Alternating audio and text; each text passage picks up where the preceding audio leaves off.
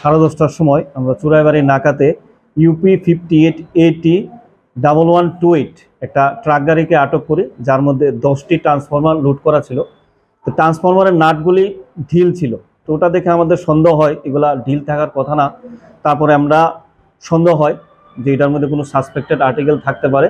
তারপর আমরা যথারীতি এসডিপুর স্যারকে জানাই, বিষয়টা এসপি স্যারকে জানাই, ডিসিএমকে জানাই। তারপরে ওরা আসলে ওদের সামনে আমরা ট্রান্সফরমারগুলো খুলে তারপরে ট্রান্সফরমারগুলি থেকে আমরা টোটাল 96 প্যাকেট গাঁজা পাই।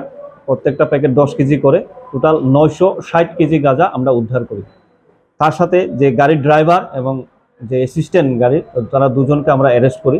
তাদের বিরুদ্ধে আমরা এখন এনডিপিএস ধারায় কেস নেব।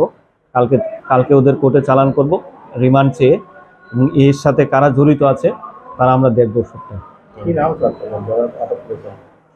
ড্রাইভার দুজনই ইউপির বাসিন্দা, অদ্রেশ কুমার সাচ্চান আর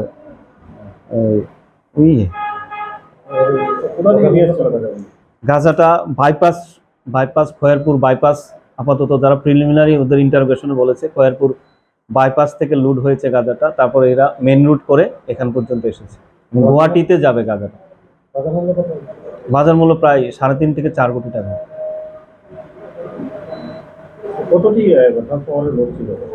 ট্রান্সফরমার টোটাল 10টা ছিল, তার মধ্যে আমরা এই 6টি ট্রান্সফরমার মধ্যে পাই, বাকিগুলা খালি ছিল। না, ওদের কাছে ইলেকট্রিক ডিপার্টমেন্টের কাগজ ছিল, যে ইলেকট্রিক ডিপার্টমেন্টের জেনারেল ম্যানেজারের একটা সই করা কাগজ ছিল, যেগুলো ট্রান্সফরমার লোড করা ছিল। ট্রান্সফরমারগুলা গুয়াহাটি যাচ্ছে। তো এগুলা আসলে কি অরিজিনাল না ফেক, না ওরা কি করেছে এটা তদন্তে বেরিয়ে আসবে।